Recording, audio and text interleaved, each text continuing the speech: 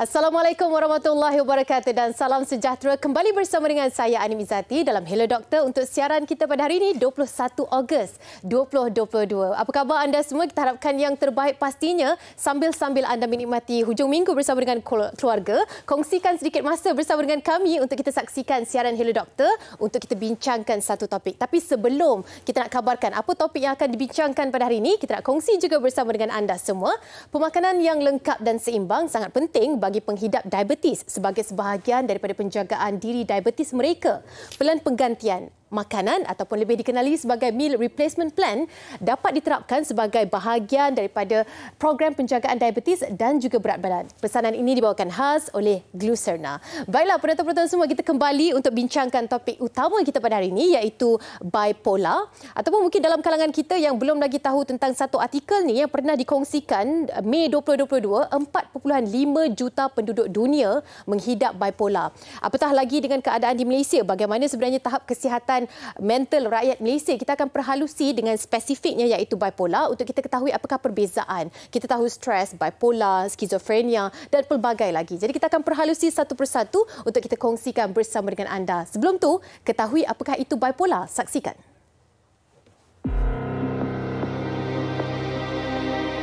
Bipolar atau kecelaruan dwi kutub adalah sejenis penyakit mental yang menyebabkan perubahan emosi, tingkah laku serta pemikiran seseorang. Menurut kenyataan Pertubuhan Kesihatan Sedunia WHO, gangguan bipolar telah menjejaskan kira-kira 45 juta orang di seluruh dunia. Gangguan mental ini turut disenaraikan antara 3 penyakit mental yang serius di dunia. Lebih membimbangkan, bipolar bukan sahaja mengelirukan penghidapnya, malah turut memberi kesan kepada individu sekeliling mereka. Antara selebriti tanah air yang menghidap bipolar adalah Jan Nanik, Zain Nakal dan Yasin Sulaiman. Kesedaran mengenai masalah kesihatan mental seperti bipolar wajar diperluas agar masyarakat tidak memandang enteng akan penyakit ini.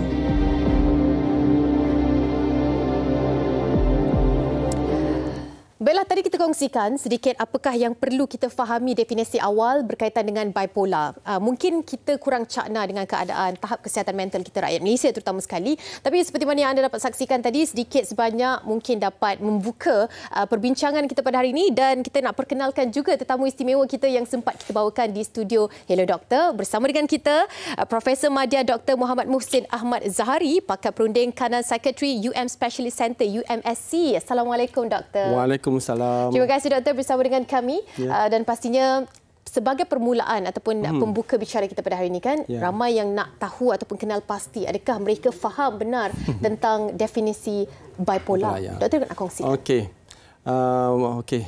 Terima kasih kepada TV3 kerana beri ruang untuk berkongsi berkenaan dengan kesihatan mental yang kebelakangan ini begitu penting di kalangan rakyat kita, rakyat Malaysia. Jadi berkenaan dengan bipolar ini adalah satu daripada jenis penyakit mental sebab bila disebut masalah gangguan kesihatan mental ni, pertama gangguan kesihatan mental itulah, contohnya ada yang tak boleh tidur je, ataupun dia mood dia jadi panas baran, contohnya tak boleh kontrol kemarahan. Itu satu aspek lah. Tapi apabila satu yang lebih serius lagi, dia jadi satu penyakit lah kalau kita tak cakna berkenaan dengan kita punya kesihatan mental. Jadi bila penyakit ini, bipolar ni satu ada penyakit mental. Selain pada bipolar tu biasanya penyakit kemurungan ataupun major depressive disorder ataupun depressions ataupun kita panggil kalau pernah dengar skizofrenia, contohnya anxiety disorder. Jadi bipolar adalah satu daripada macam-macam jenis, banyak sebenarnya berkenaan dengan penyakit mental ni. Jadi bipolar ini merujuk kepada satu keadaan di mana individu tu dia ada bipolar, dua pola ataupun dua kutub dia punya penyakit. Ataupun itu kadang bahasa kita ada panggil penyakit ni dwi kutub, kecelaruan dwi kutub, itu direct translation dia lah. Jadi Pertama, seperti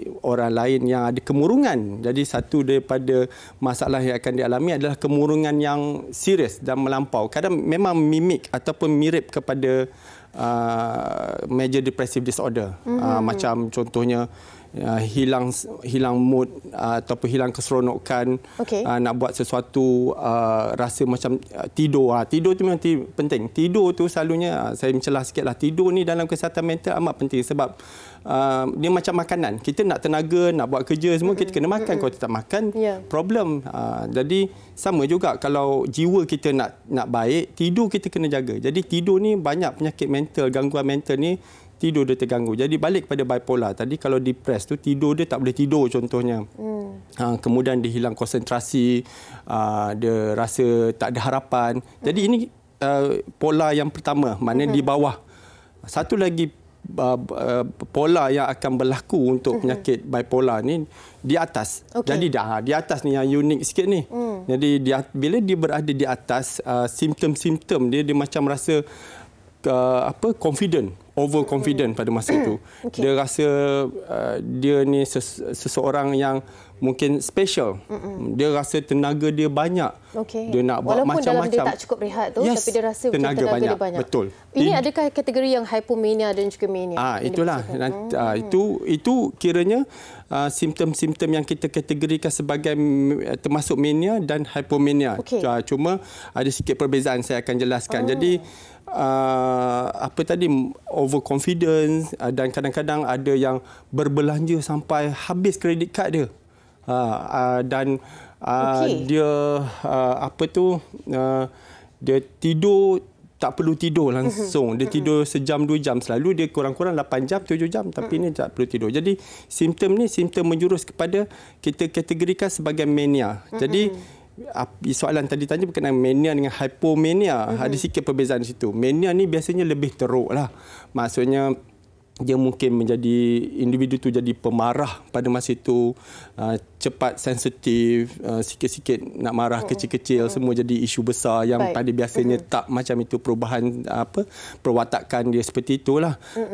Tapi bila itu kalau mania, kalau hypomania, simptom dia tak macam dia mungkin rasa gembira pada masa itu. Dia mungkin rasa tenaga dia banyak tapi dia tak menyebabkan interpersonal relationship, maksudnya tak ada bergaduh dengan orang, tak ada sampai macam saya kata tadi, hutang kredit kad dia habis macam itu, tidak sampai penyalur tak ketara sampai situasi itu berlaku. Dan biasanya hypomania ni biasanya kalau ikut definisi dia lebih tepat, dia tak perlu masuk hospital.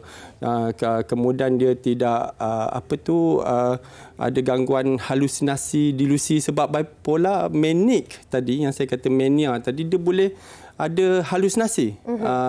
Dia dengar suara, dia kata suara itu biasanya dia mood dia memang terlalu bagus. Dia kata suara ni suara dari Tuhan contohnya. Dia boleh jadi simptom macam itu. Adakah kita perlu fahami tentang jenis-jenis bipolar juga? Ya, itulah bila disebut berkenaan mania tadi, itu satu kategori. Jadi kalau ikut kategori yang biasa berkenaan dengan bipolar ni, bipolar 1, bipolar 1, bipolar 2, bipolar 2 dan kita panggil cyclothymia, itu pun satu kategori juga. Dan ada lain-lain lah, seperti biasalah ada dan lain. Jadi bipolar 1 tadi, bipolar jenis 1 tadi, biasanya simptomnya yang serius tadilah, maknanya ada mania tadi yang teruk, yang perlu rawatan pesakit dalam, sebab kalau kat luar nanti dia mungkin boleh bertindak lebih bila dia tak dapat kawal kemarahan, dia boleh bertindak di luar batasan daripada normal lah. Jadi berisiko tu ada, jadi kena masuk ward semua dan sebagainya. Itu bipolar 1. Bipolar 2 tadi dia yang lebih ringan, jadi dia masih boleh mungkin boleh bekerja lagi, tapi biasanya pada bipolar 2 ni kita tak bagi bekerja lah, sebab nanti kan kerja dia ada stres lain pula, jadi lagi teruk lagi, jadi bipolar 1. Baik. Ini dia antara yang seperti mana dikabarkan oleh doktor sebentar tadi. Ada beberapa jenis bipolar yang perlu kita fahami, tapi sebelum tu kita nak kongsikan juga soalan daripada rakan kita di Facebook sebelum kita nak rehat seketika ni. Nurul Hidayah Saifuddin, Assalamualaikum. Waalaikumsalam dan salam sejahtera kepada kru-kru Hello Doktor. Apakah perbezaan bipolar dan epilepsi ataupun ataupun sawan, adakah ia mempengaruhi satu sama lain? Adakah rawatan bipolar memerlukan pembedahan pada otak? Sekian, terima kasih. Okey, Nurul Hidayah, simpan dahulu. Doktor pun simpan dahulu jawapannya. Kita akan jawab sama-sama soalan ini. Kepada anda yang belum lagi ikuti kami di Facebook kami, Hello Doktor TV3, boleh titipkan juga soalan di poster pada hari ini, 21 Ogos. Okey, kita nak rehat seketika, kembali selepas ini.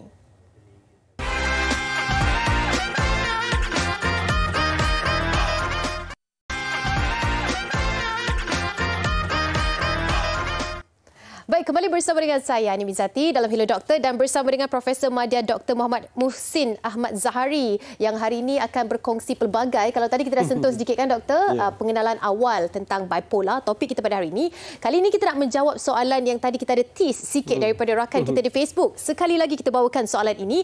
Nurul Hidayah Saifuddin katanya, Assalamualaikum, salam sejahtera. Apakah perbezaan bipolar dan epilepsi ataupun sawan? Adakah ia mempengaruhi satu sama lain? Adakah rawatan bipolar memerlukan pembedahan pada otak? So ada dua soalan di sini, Doktor. Satu, adakah bipolar ni sama dengan epilepsi? Silakan. Ya, jadi dua penyakit bipolar dan epilepsi ni dua penyakit berbeza lah. Dan okey, bipolar ni biasanya dirawat oleh psikiatri, pakar psikiatri. Sawan ni biasanya dirawat oleh pakar saraf ataupun neurologist. Jadi biasanya lagi satu perbezaan yang amat ketara, bipolar ni dia tak ada melibatkan penyakit ataupun simptom fizikal, macam contohnya pergerakan ke apa-apa, tak ada.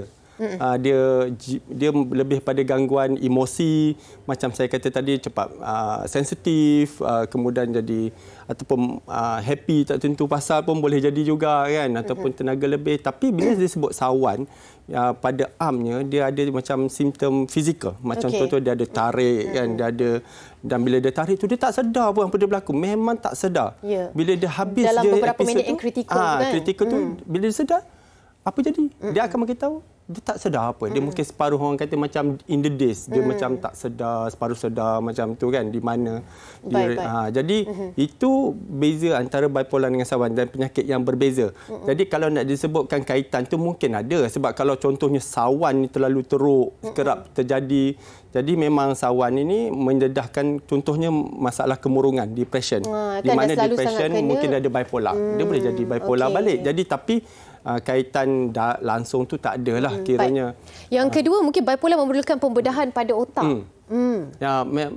Bipolar memerlukan pembedahan. Setakat ni tak ada lagi penunjuk ataupun penyelidikan menunjukkan ke arah itulah, walaupun macam epilepsi tu mungkin ada peranan pembedahan otak tu untuk nak merawat yang tak boleh kawal epilepsi, intractable epilepsi, seizure. Tapi bipolar tak ada. Setakat ni ubat itu rawatan utama, tapi kadang-kadang kita ada, kalau dah serius sangat, kita memerlukan rawatan ECT, electroconvulsive terapi. Kita akan sentuh bab rawatan tu kan, Doktor, nanti kan. Sambil-sambil tu kita nak tahu juga, adakah golongan-golongan yang berisiko ini kita perlu fahami dari segi faktor kerjanya ke, ataupun siapa yang berisiko untuk mengalami gejala ini? Ya, kalau dilihat masalah bipolar, khususnya bipolar ada simptom mania dan sebagainya, dia memang ada faktor risiko di situlah.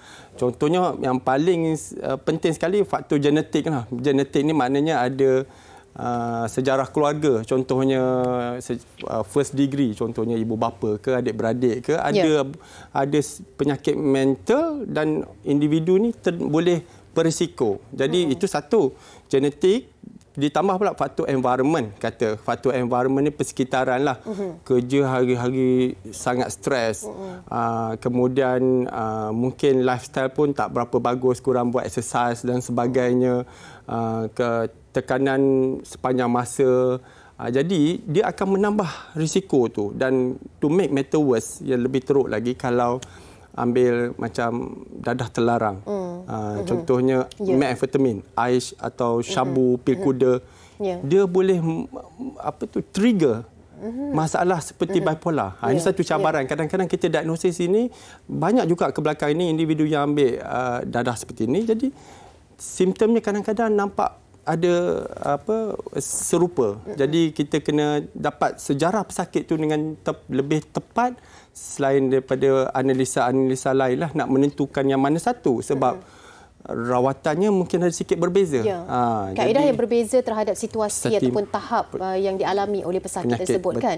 Jadi kalau mereka ini adalah antara yang kadang-kadang ada kita nampak posting di media sosial, mereka self-diagnose. Mereka ada bipolar, mereka ada masalah kesihatan mental ataupun mereka tak pernah pun berjumpa dengan pakar tapi mereka menghadapi simptom yang sama. Berpanjangan selama 2 minggu katanya. Jadi apa komen doktor untuk situasi seperti ini? Jadi zaman sekarang kita tak dapat elak lah. Memang apa tu social media, information technology kan, dalam internet kita boleh macam skill kita boleh check dia kata ada stres, dia ada mungkin bipolar. Jadi perkara ini mungkin membantu individu itu mengenali keadaan itu. Yang paling penting individu itu ada, kita panggil self conscious, maknanya dia sedar dia berisiko dan dia mungkin perlu dapat rawatan dan sebagainya.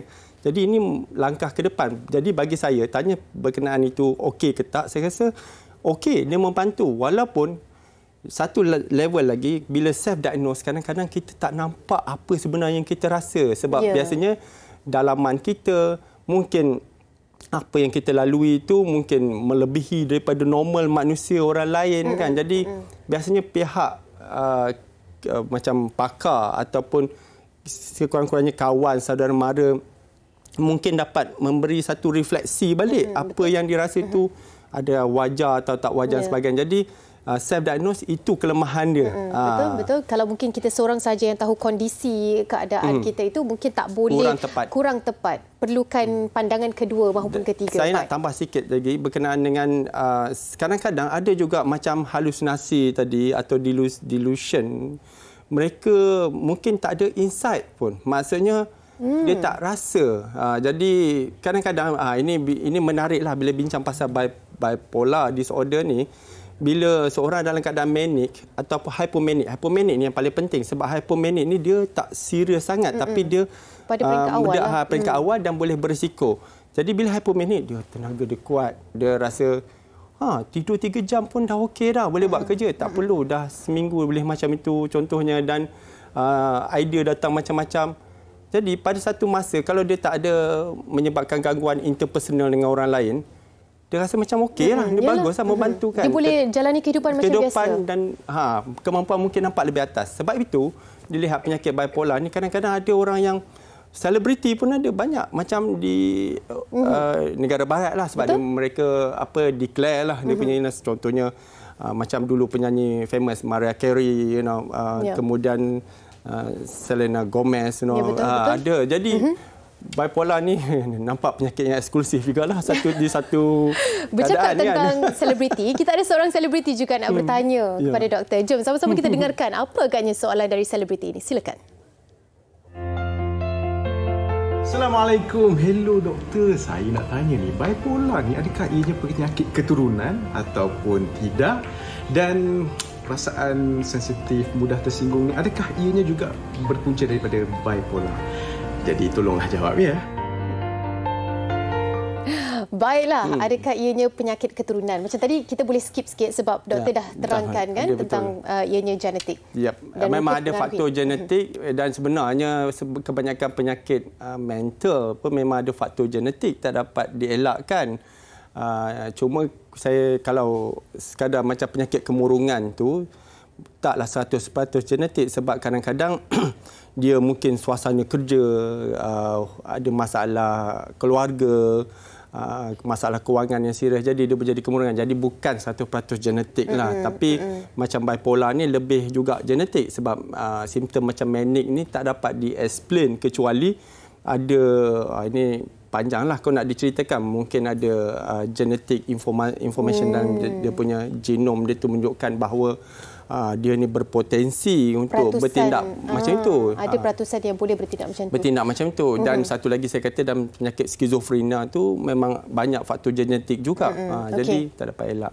Doktor, macam tadi kita ada katakan selebriti kita juga ada bertanyakan tentang faktor orang sekeliling. Sebab kadang-kadang kan bila mereka dibesarkan dalam situasi ataupun keluarga yang ada bipolar, secara tidak langsung nurture yang diamalkan, mereka trauma dengan keadaan itu, situasi yang sama berlaku, ada peratusan terhadap pembesaran mereka itu dialami dengan sekeliling yang macam tu. amat penting bila kita melihat pasal, walaupun saya kata ada faktor genetik, tapi in the bigger picture, bila seorang tu dibesarkan dalam suasana tertentu, tak kiralah bukan bipolar saja, contohnya domestic violence sebab alcohol abuse memang dikaitkan rapat juga. Jadi apa dia panggil, nurture versus nature. So nurture ni pembesaran dia, surrounding dia, hari-hari dia lihat keluarga dia, contohnya ibu bapa dia selalu bergaduh, ataupun bila bapa ataupun ibu dia ada simptom bipolar ni, dia macam menjadi lebih emosi yang untuk ditunjukkan ganggu kepada anak dia, berbeza. mungkin macam mirip pada penderaan dekat situ. Jadi boleh dapat trauma anak tu sendiri. Jadi itu nature, suasana tu. Lagi satu nature. Nature tadi balik kepada yang kita tadi lah. Semula jadi dalam badan kita, sebab exposure genetik dan sebagainya. Jadi kadang-kadang susah nak dikaitkan sebab biasanya dia duduk dalam satu rumah ataupun keadaan yang sama. Jadi terdedah macam itulah. Jadi kita boleh argue lah, is it nature? Is it nature? Tapi akhirnya bila simptom-simptom tu telah dipenuhi, itulah yang perlu diatasi, dan yang paling penting pesakit bila dirawat dia emosinya lebih stabil, dia boleh berfungsi dengan baik. Itu memang kaedah rawatan sekarang, itu tujuan kita. Ya, dan kita khawatir ianya akan berulang jika ada perkara-perkara yang tidak dilakukan dengan baik sekali. Betul. Kita akan sentuh tentang itu. Tapi sebelum tu, kita nak saksikan soalan dari rakan kita di Facebook. Kali ini dari Ramiza Razak. Assalamualaikum doktor. Waalaikumsalam. Apa beza swinging mood dan bipolar? Adakah sama? Okey, itu dia soalan daripada rakan kita Ramiza Razak, tapi kita akan jawab seketika nanti. Kita nak rehat dulu doktor, boleh ya? Okey. Rehat seketika, kembali selepas ini dalam Hello Doktor.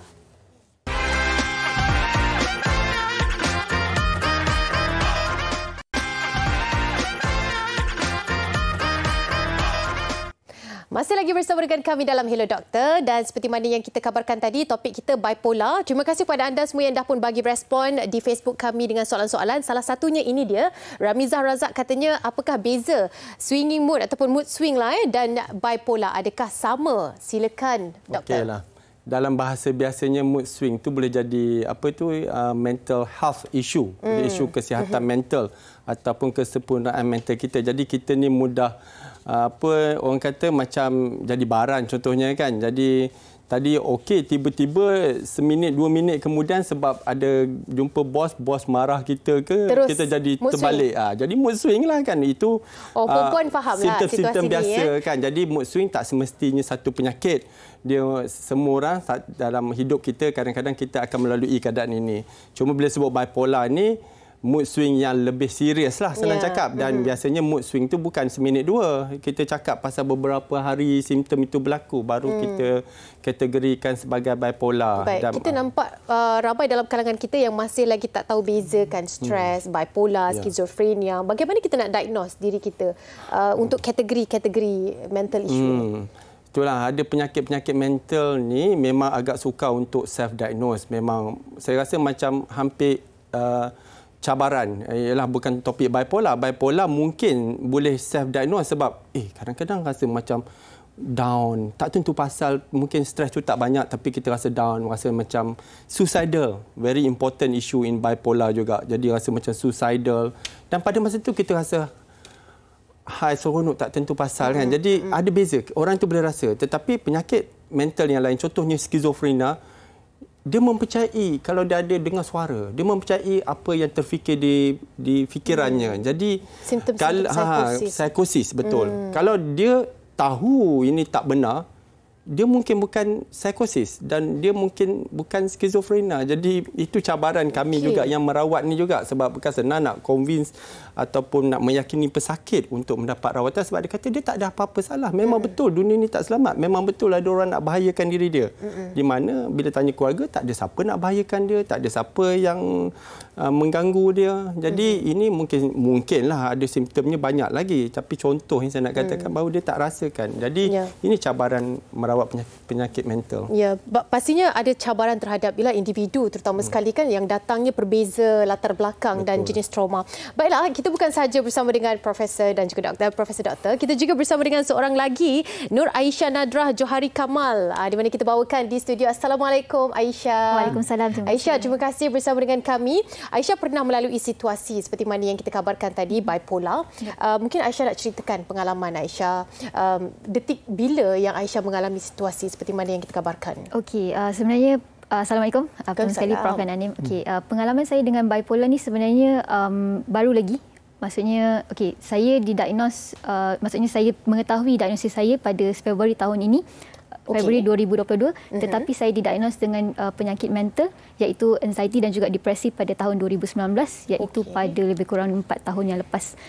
Jadi apa yang berlaku adalah pada September 2020 saya merasakan yang saya lebih tahu daripada doktor sendiri. Jadi saya stop all the treatments, saya stop pergi jumpa doktor, saya stop ambil ubat dan sebagainya.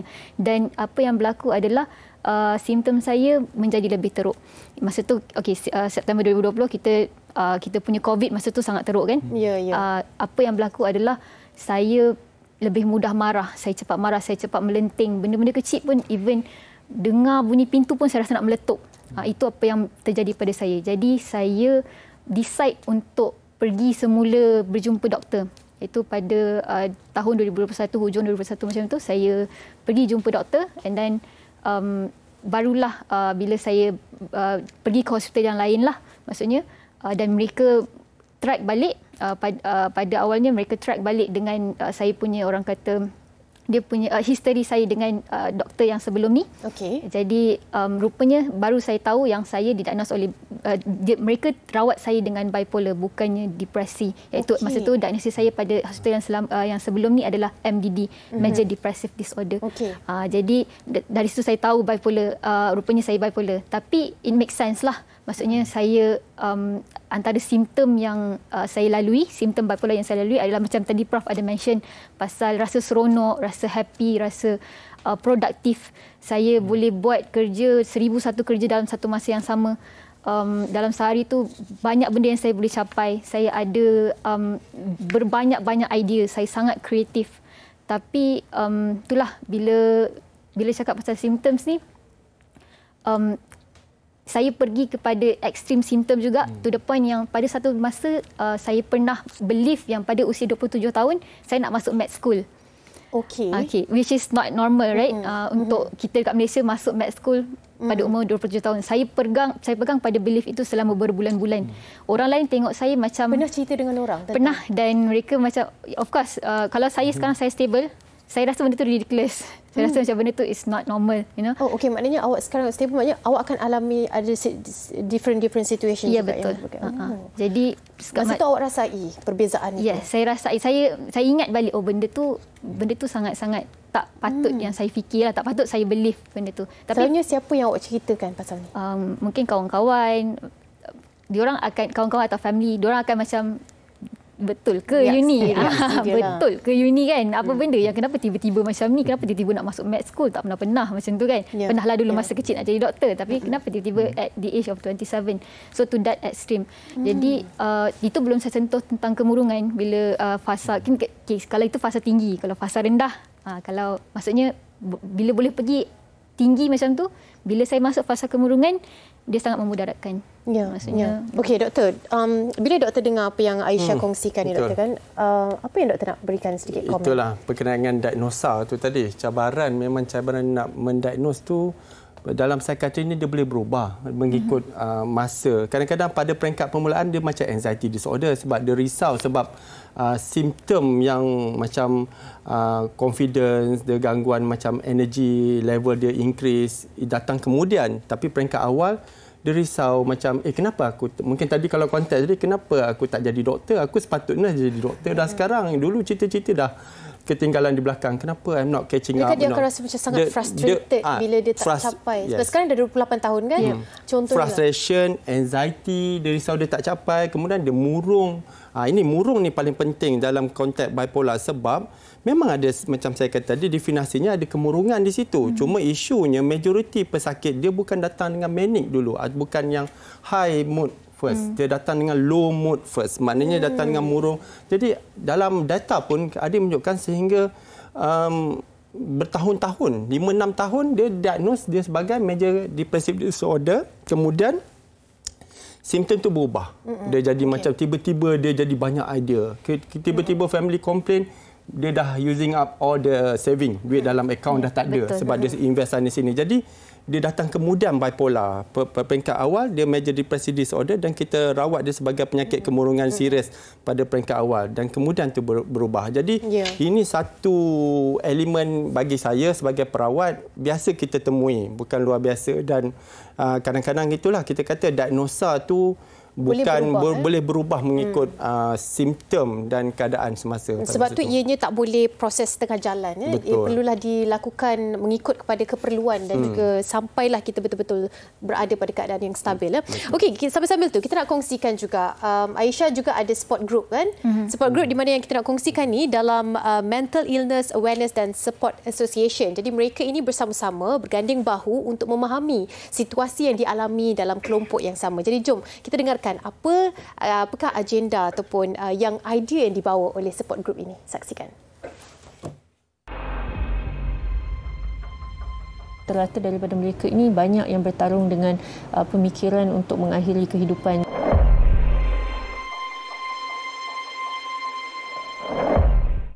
Di Miasa ni kita memperkasakan para pejuang lah ataupun peer ini sendiri, individu yang berjuang dengan penyakit mental, di mana mereka datang, kita membuat konsultasi, jadi kita mendengar dulu kisah mereka. Jadi mereka tahu simptom gejala mereka bagaimana, punca mereka mendapat penyakit mental ataupun bipolar kenapa contohnya, dan kita memberi pilihan kepada mereka. Ini perkhidmatan yang kami ada, ini perkhidmatan yang kami sediakan. Jadi kita memperkasakan mereka untuk membuat pilihan bagi diri mereka sendiri. Jadi yang datang ke Miasa ni ada pelbagai sebenarnya. Ada yang sudah ada diagnosis penyakit mental, ada yang datang mungkin belum, tetapi ada juga yang datang mungkin sebenarnya tidak ada penyakit mental tetapi bertarung dengan mungkin perasaan panik, takut, terutamanya apabila tercetusnya pandemik COVID-19 kan. Kalau yang paling muda daripada segi diagnosis penyakit mental kemurungan ataupun anxiety dalam lebih kurang 8-9 tahun. Jadi agak muda sebenarnya. Tapi alhamdulillah kita dapat kesan awal. Jadi bila kita dapat mengesannya lebih awal, maka intervensi awal dapat diberikan. Jadi dia punya prognosis ataupun proses penyembuhan itu sebenarnya lebih baik dan lebih efektif. Di Miasa ni kita ada pelbagai perkhidmatan sebenarnya, kerana kita cuba menyediakan orang kata sesuatu bagi semua pejuang-pejuang. Jadi apabila mereka datang, mereka tidak pulang tangan kosong. Kita ada juga sokongan keluarga, kita ada terapi seni, terapi menari, kita ada kelas-kelas drama, speech and drama, kita ada terapi rohani, kemudian kita ada saringan kalau sesiapa yang mungkin nak membuat ujian saringan kesihatan mental ataupun nak mengetahui mereka ada penyakit mental ataupun tidak, kita juga boleh membuat ujian klinikal lah. Kemudian kita ada kaunseling, kita juga ada menyediakan terapi dengan pakar psikologi, dan kemudian ada kita panggil supported employment program ataupun program sokongan pekerjaan, dan kita juga ada talian krisis talian bantuan 24 jam 7 hari seminggu. Jadi pasukan krisis kami ni keunikan mereka adalah mereka boleh pergi ke individu di dalam krisis. Kita membuat pendekatan kan, kita buat outreach program setiap bulan sebenarnya. Kita membuat 2 lawatan, satu ke Chowkit, satu di Medan Tunku, di mana kita membantu rakan-rakan kami di gelandangan untuk memberikan perkhidmatan kesihatan. Bukan saja perkhidmatan kesihatan mental tapi perkhidmatan kesihatan juga, memberikan ubat-ubatan, membuat ujian saringan, melihat bagaimana keadaan fizikal dan mental mereka, kemudian memberikan bantuan kaunseling, terapi, apa saja yang mereka perlukan, bantuan kewangan, perumahan, bukanlah rumah tapi mungkin sewa bilik. Kalau anda di luar sana yang tahu ataupun rasa something is not right, kita tahu sebenarnya ada benda yang tak kena dengan diri aku ni, do something about it. Kita jangan tunggu, sebab makin lama dia semakin mudarat sebenarnya.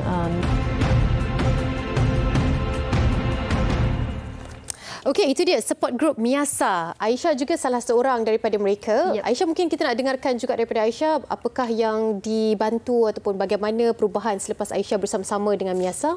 Okey, banyak sebenarnya macam yang saya kata tadi. Okey, Miasa ni dia adalah support group yang dipimpin oleh orang yang ada isu kesihatan mental juga. Jadi bila kita ada kanser, for example, na'udzubillah, kita akan nak cari orang yang ada kanser juga. Kita nak tahu apa yang dia buat untuk dia boleh maju ke depan, untuk dia sihat. Sama juga dalam kesihatan mental. Kita tak boleh nak jumpa doktor sahaja, kita tak boleh nak jumpa semata-mata psikologis sahaja, tapi kita perlukan kawan-kawan yang macam kita juga, yang faham berkenaan dengan kesihatan mental untuk bersama-sama support dan naik. Jadi dekat Miasa, banyak benda yang saya pelajari daripada Miasa adalah of course the sokongan, and then kita berada dalam satu komuniti yang selamat. Kita berada dalam satu mereka faham. Yes, mereka faham kita. Betul. Mereka faham kita. Jadi kita akan lebih, orang kata, bersemangat. Dan macam saya sendiri, macam mana saya dapatkan rawatan doktor adalah dengan saya melihat orang yang ada pengalaman, the survivor yang pernah teruk dulu, for example, now dah okey, saya ambil contoh diorang. Jadi, sebab kadang-kadang kita denial juga kan. Yes, kita rasa macam kita tak naklah jumpa doktor, kita boleh handle. Kita malu, stigma kan. Doktor menyokong support group seperti ini? Ya, memang penting. Memang berperanan amat penting sebab kerana dia akan, kalau doktor memberi nasihat, selalunya dia sebagai nasihat berbentuk perubatan, dan kadang-kadang doktor ni dia mungkin tak merasai. Memang kita kena empati bila kita bercakap dengan pesakit, tetapi itu bukan kita yang melalui pengalaman penyakit itu. Jadi nasihat yang kita bagi kadang-kadang di luar konteks pesakit itu sendiri. Tetapi apabila pesakit satu dengan pesakit yang kedua ini bercakap, atau dalam grup 10 orang contohnya, mereka akan saling memahami, dan trust is higher lah, of course, sebab dia melalui keadaan yang mirip pada yang satu lagi ni. Jadi dia menyatakan ini penyelesaian dia, ini apa dia buat, ini rawatan. Saya bagi contoh yang paling mudah lah. Jika ada gangguan mental contohnya, dalam 10 orang, 2 orang ni dia mungkin, saya dalam konteks kami, dia mungkin kurang mempercayai rawatan konvensional, dia tak nak ambil ubat dan sebagainya. Tapi yang 8 orang lagi dia mungkin bercakap pasal rawatan yang dia terima, dan ini mungkin menyebabkan 2 orang lagi ni terpengaruh dan berubah. Ada aliran cara bentuk persepsi penyakit itu sendiri. Okey, sambil-sambil tu juga kita nak saksikan soalan daripada rakan kita di Facebook. Jom kita bacakan. Farai Nas Hazimal. Assalamualaikum dan salam sejahtera. Hello doktor, pada umur berapa seorang kanak-kanak boleh menghidap bipolar ya? Bagaimana kita mengesannya? Okey, satu soalan yang cukup menarik. Kanak-kanak, seawal umur berapa yang kita boleh diagnose ataupun kita boleh kesan? Soalan ni penting untuk difahami juga, kerana tapi sebelum tu doktor, kita nak minta maaf sebab kita kena tahan dulu jawapan yang keluar daripada mulut doktor. Kita nak rehat seketika. Boleh doktor ya? Simpan dulu doktor. Kepada anda semua, teruskan bersama dengan kami dalam Hello Doktor. Okey.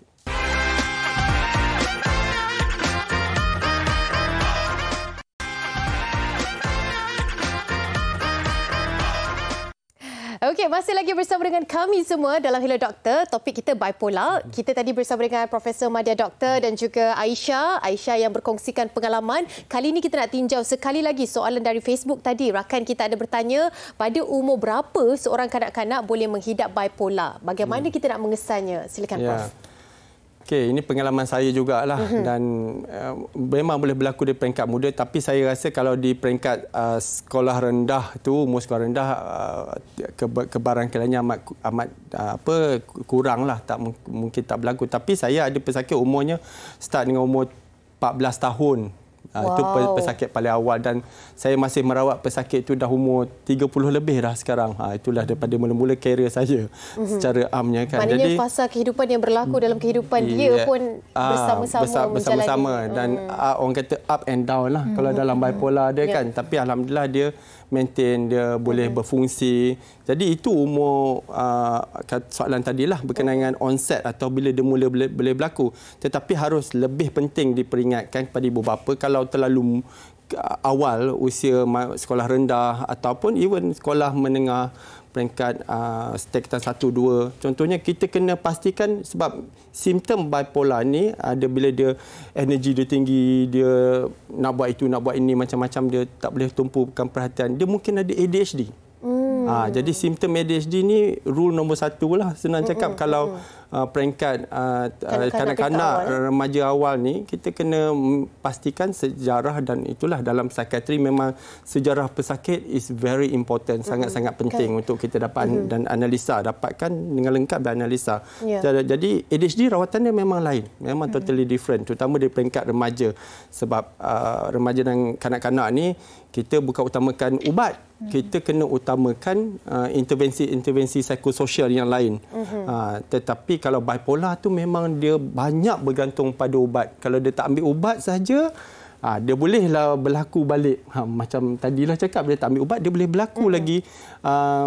Penyakit ini boleh berulang, dan bila dia banyak sangat ulangan penyakit itu, dia boleh mengganggu kognitif. Maknanya kognitif dia, ingatan dia, tumpuan dia, mungkin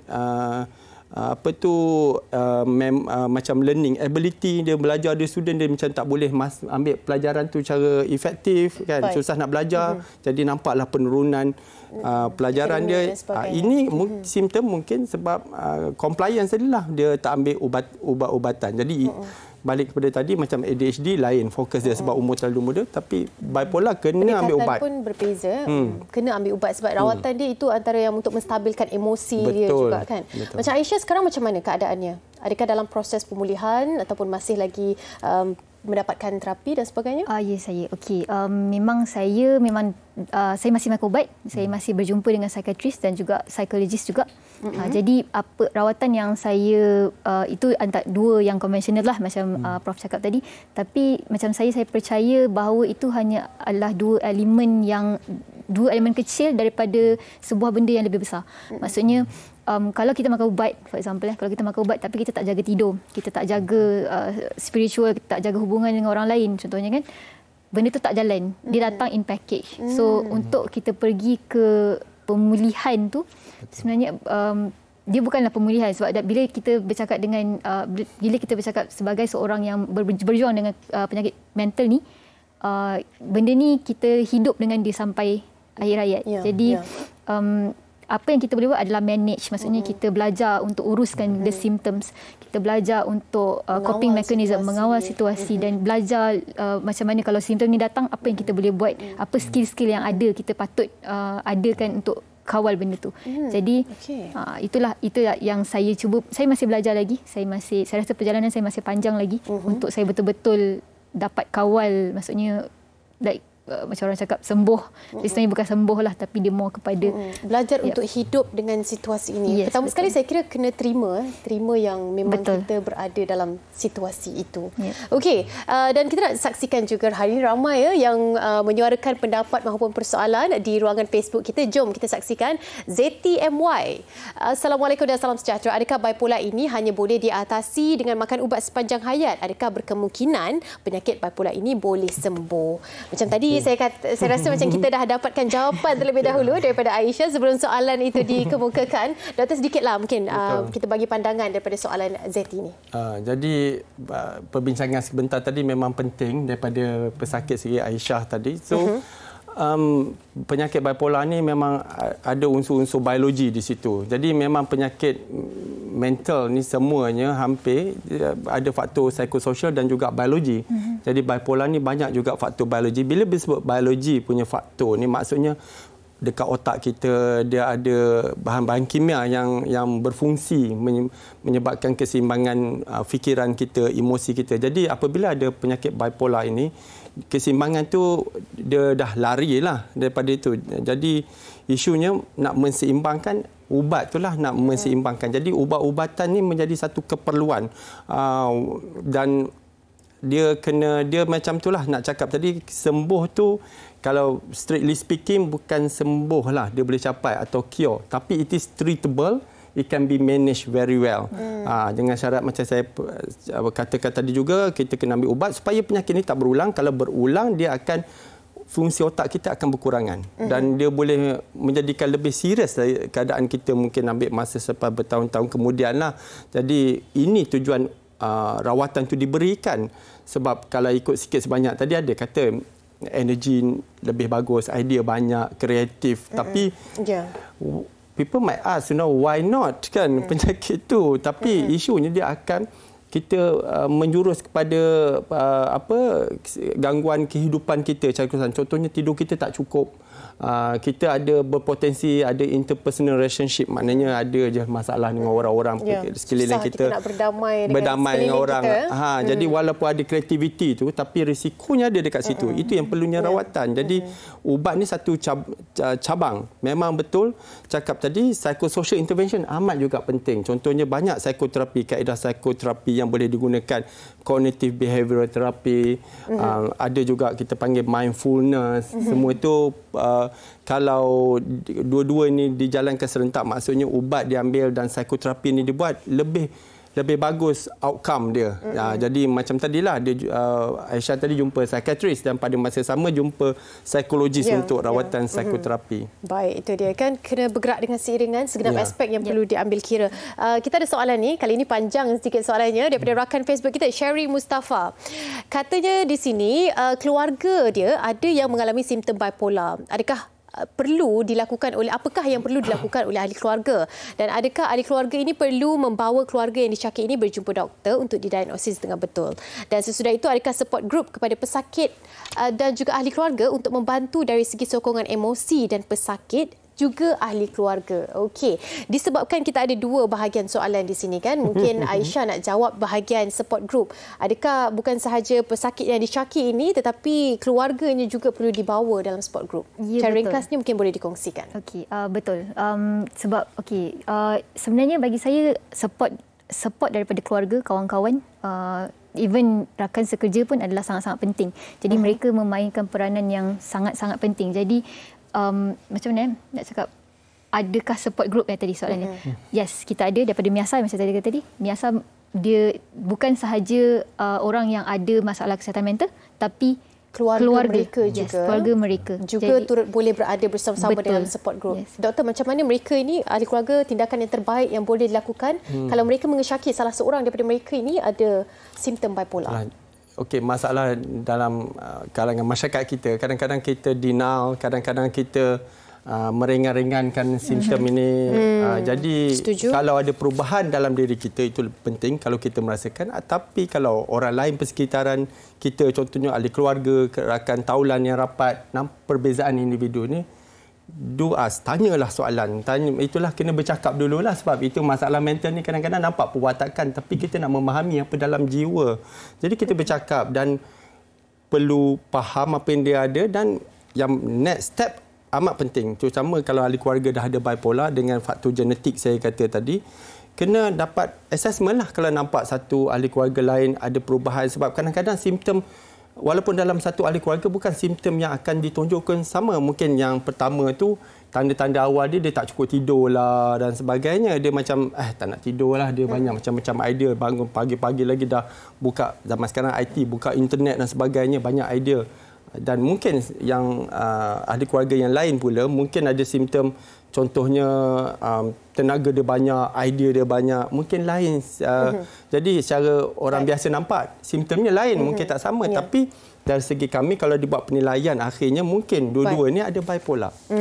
Itu dia kan. Ini antara yang perlu kita fahami. Pastinya mencabar, apatah lagi seorang pakar untuk diagnose seseorang itu kan, dengan satu situasi latar belakang trauma yang berbeza. Kita nak ucapkan terima kasih banyak-banyak. Rasa macam tak cukup masa kita nak sampaikan tentang topik ini. Profesor Madya Dr. Muhammad Muhsin Ahmad Zahari, pakar perunding kanan Psychiatry UM Specialist Center UMSC, dan juga kita ada tetamu kita istimewa. Terima kasih banyak-banyak Aisyah, bersama dengan kita Nur Aisyah Nadrah Johari Kamal berkongsi pengalaman, dan kita harapkan kami di sini dapat satu perbincangan yang amat baik untuk anda fahami apakah itu bipolar, dan sama-sama kita mendapatkan rawatan yang terbaik jika mungkin dalam kalangan kita ataupun keluarga menghadapi situasi yang sama. Jadi kita harapkan yang terbaik untuk anda semua. Jaga diri, jaga kesihatan mental dan fizikal kita. InsyaAllah kita bergerak kepada satu keluarga yang lebih baik lagi, insyaAllah. Assalamualaikum. Terima kasih semua kedua-duanya. Terima kasih kepada anda semua penonton-penonton Hello Doktor. Kita jumpa minggu hadapan.